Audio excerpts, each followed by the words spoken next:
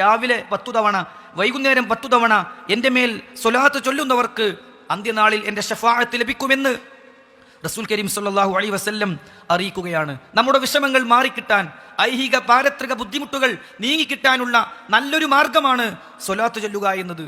ഉബയ്യ് ഇബ്നു കഅബ് റളിയല്ലാഹു അൻഹു ഒരിക്കൽ പ്രവാചകന്റെ അരികിൽ വന്നു.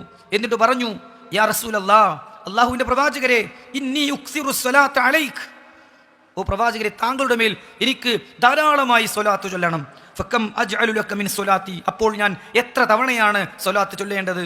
ഫഖാല, റസൂലുള്ളാഹി പറഞ്ഞു, മാ ശിഅത്, നീ ഉദ്ദേശിച്ച അത്ര ചൊല്ലിക്കോ. ഖാല, അദ്ദേഹം പറയുകയാണ്, ഖുൽതു അർറുബഉ, എൻ്റെ പ്രാർത്ഥനകളിൽ 4/1 താങ്കൾക്ക് സ്വലാത്ത് ചൊല്ലാൻ വേണ്ടി ഞാൻ മാറ്റിവെക്കട്ടെയോ? ഖാല, പ്രവാചകൻ സല്ലല്ലാഹു അലൈഹി വസല്ലം പറഞ്ഞു, ശിഅത ഫഇൻ സിത്ത ഫഹുവ ഖൈറുൽ ലക്, നീ ഉദ്ദേശിച്ചത് ചെയ്തോളൂ, അതിലേറെ അധികരിപ്പിച്ചാൽ അതാണ് നിനക്ക് നല്ലത്. അദ്ദേഹം പറഞ്ഞു, ഞാൻ ചൊല്ലുന്ന പ്രാർത്ഥനകളിൽ പകുതിയും താങ്കളുടെ മേൽ സ്വലാത്ത് ചൊല്ലാൻ ഞാൻ ഉപയോഗിക്കട്ടെയോ? പ്രവാചകൻ സല്ലല്ലാഹു അലൈഹി വസല്ലം പറഞ്ഞു, അധികരിപ്പിച്ചാൽ അതാണ് നിനക്ക് നല്ലത്. അവസാനം അദ്ദേഹം പറയുന്നുണ്ട്, പ്രവാചകരെ, ഞാൻ പ്രാർത്ഥിക്കുന്ന ഓരോ പ്രാർത്ഥനകളിലും താങ്കൾക്ക് വേണ്ടി സ്വലാത്തിനെയും ഞാൻ ചോദിക്കട്ടെ പ്രവാചകരെ? അപ്പോൾ നബി സല്ലല്ലാഹു അലൈഹി വസല്ലം പറഞ്ഞു, ഇദാ തുക്ഫി ഹമ്മക വയുഗ്ഫിറു ലക ദംബക, അങ്ങനെ നീ ചെയ്യാൻ തയ്യാറാവുകയാണെങ്കിൽ നിന്റെ വിഷമം അതുകൊണ്ട് തീരുകയും നിന്റെ പാപം അത് മുഖേന പൊറുക്കപ്പെടുകയും ചെയ്യും. നീ പ്രാർത്ഥിക്കുമ്പോഴൊക്കെയും നിന്റെ ഓരോ പ്രാർത്ഥനകളിലും എൻ്റെ മേലെ സ്വലാത്ത് കടന്നു വന്നാൽ, നിന്റെ പ്രാർത്ഥനകൾ മുഴുവൻ സ്വലാത്ത് കൊണ്ട് നിറക്കാൻ നിനക്ക് സാധിച്ചാൽ നിന്റെ വിഷമം തീരും, നിന്റെ ദുഃഖം മാറും, നിന്റെ പാപം പൊറുക്കപ്പെടുമെന്ന് ഉബയ്യ് ഇബ്നു കഅബ് റളിയല്ലാഹു അൻഹുവിനെ നബി സല്ലല്ലാഹു അലൈഹി വസല്ലം പഠിപ്പിക്കുകയാണ്.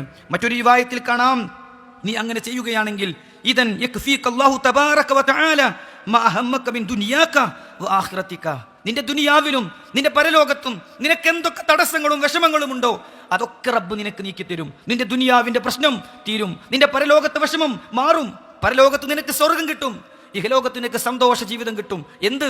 നീ സ്വലാത്തിനെ അധികരിപ്പിച്ചാൽ എന്ന് ഉബയ്യ് ഇബ്നു കഅബ് റളിയല്ലാഹു അൻഹുവിനെ റസൂലുള്ളാഹി സ്വല്ലല്ലാഹു അലൈഹി വസല്ലം പഠിപ്പിച്ചു കൊടുക്കുകയാണ്. സഹോദരങ്ങളെ, മാത്രമല്ല പ്രവാചകൻ പറഞ്ഞു, മാ മിൻ അബ്ദിൻ യുസല്ലി അലയ്യ, ഏതെങ്കിലും ഒരു അടിമ എൻ്റെ മേൽ സ്വലാത്ത് ചൊല്ലാൻ തയ്യാറായാൽ, ഇല്ലാ സ്വല്ലത്ത് അലൈഹിൽ മലായികത്തു മാ സ്വല്ല അലയ്യ, അവൻ എൻ്റെ മേൽ സ്വലാത്ത് ചൊല്ലുമ്പോഴൊക്കെയും അവൻ്റെ മേൽ മലക്കുകൾ സ്വലാത്ത് ചൊല്ലും.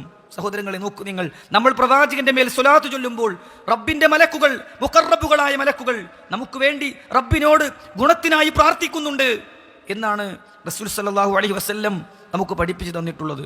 സ്വലാത്ത് ചൊല്ലാനാകാത്തവന്റെ അപകടം എത്രയാണ്, അവൻ എത്ര വലിയ ദുരന്തത്തിലാണ്, പ്രവാചകൻ സല്ലല്ലാഹു അലൈഹി വസല്ലം അത് നമുക്ക് പഠിപ്പിച്ചു തന്നു. അവിടുന്ന് പറഞ്ഞത്, സ്വലാത്ത് ചൊല്ലാത്തവൻ പിശുക്കനാണ് എന്നാണ്. റസൂൽ സല്ലല്ലാഹു അലൈഹി വസല്ലം പറഞ്ഞു, അൽ ബഖീലു മൻ ദുഖിർതു ഇൻദഹു ഫലം യുസല്ലി അലയ്യ, എൻ്റെ പേര് പരാമർശിക്കപ്പെട്ടിട്ട് എൻ്റെ മേൽ സ്വലാത്ത് ചൊല്ലാത്തവൻ പിശുക്കനാണ് എന്ന് മുഹമ്മദുർ റസൂലുള്ളാഹി സ്വല്ലല്ലാഹു അലൈഹി വസല്ലം നമുക്ക് പഠിപ്പിച്ചു തരികയാണ്.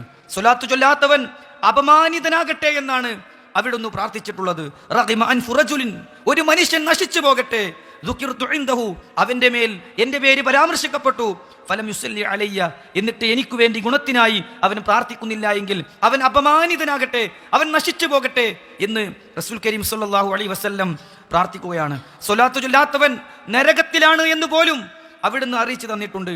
ഒരു ഹദീസിൽ നമുക്ക് കാണാം, വമൻ ദുഖിർതു ഇൻദഹു ഫലം യുസല്ലി അലൈഹി ഫമാത ഫദഖല അന്നാർ ഫഅബ്അദഹു അല്ലാഹ്, ഓ പ്രവാചകരെ, താങ്കളുടെ പേര് പരാമർശിക്കപ്പെട്ടിട്ട് ആ പേര് കേട്ടിട്ട് സ്വലാത്ത് ചൊല്ലാത്തവൻ മരിച്ചു പോകുമ്പോൾ അവൻ നരകത്തിലായിട്ടാണ് മരിക്കുന്നത് എന്ന് പ്രവാചകൻ സല്ലല്ലാഹു അലൈഹി വസല്ലമയെ അള്ളാഹു അറിയിച്ചതായി ഖുദ്സിയായ ഹദീസിൽ നമുക്ക് കാണാൻ സാധിക്കും. സഹോദരങ്ങളെ, സ്വലാത്ത് ചൊല്ലാത്തവൻ ക്ലേശത്തിലാണ് എന്ന് ഹദീസിൽ നമുക്ക് കാണാം. റസൂൽ സല്ലല്ലാഹു അലൈഹി വസല്ലം പറഞ്ഞു, ശഖിയ അബ്ദുൻ, ശഖിയ അബ്ദുൻ, ഒരു അടിമ ക്ലേശത്തിലാണ്, ദൗർഭാഗ്യത്തിലാണ്. ദുഖിർതു ഇൻദഹു ഫലം യുസല്ലി അലയ്യ, എൻ്റെ പേര് പരാമർശിക്കപ്പെട്ടു, പക്ഷേ എൻ്റെ മേൽ അവൻ സ്വലാത്ത് ചൊല്ലിയില്ല. ആ അടിമ നാശത്തിലാണ്, ദൗർഭാഗ്യത്തിലും ക്ലേശത്തിലുമാണ് എന്ന് പ്രവാചകൻ സല്ലല്ലാഹു അലൈഹി വസല്ലം പഠിപ്പിച്ചു.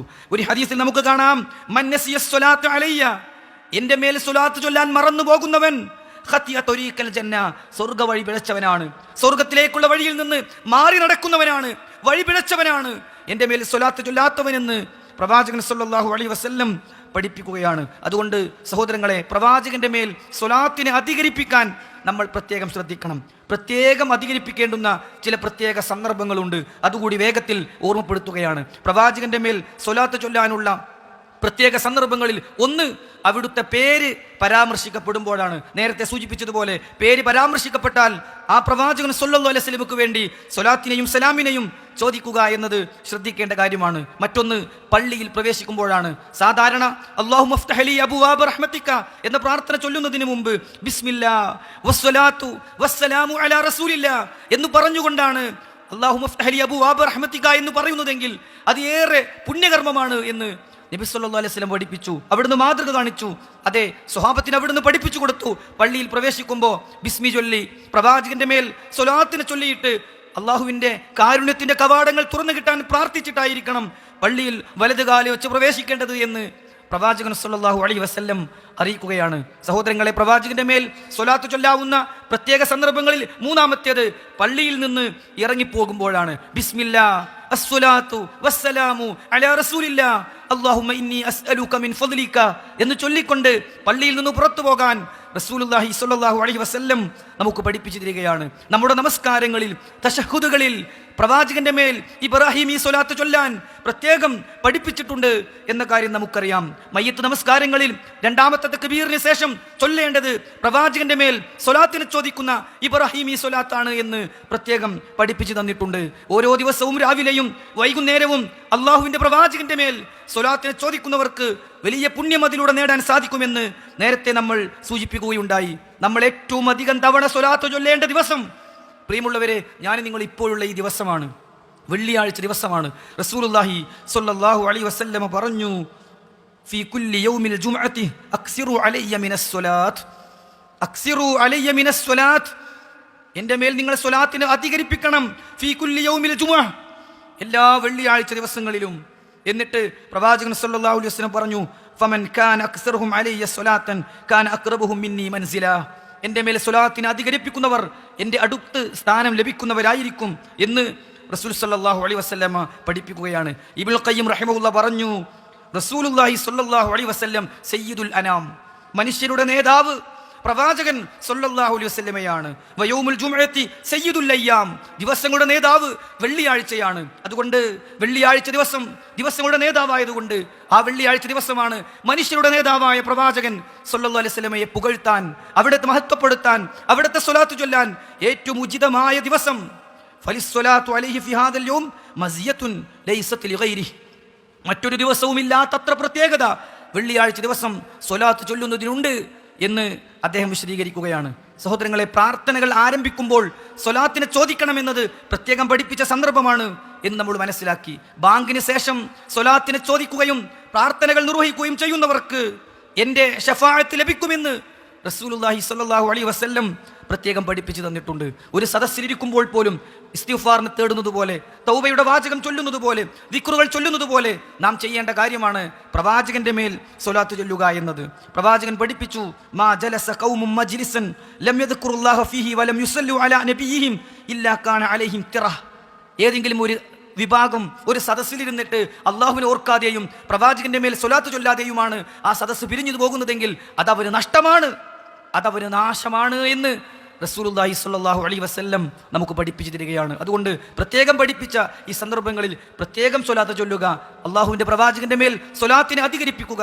അള്ളാഹു അതിനു നമ്മെ അനുഗ്രഹിക്കുമാറാകട്ടെ.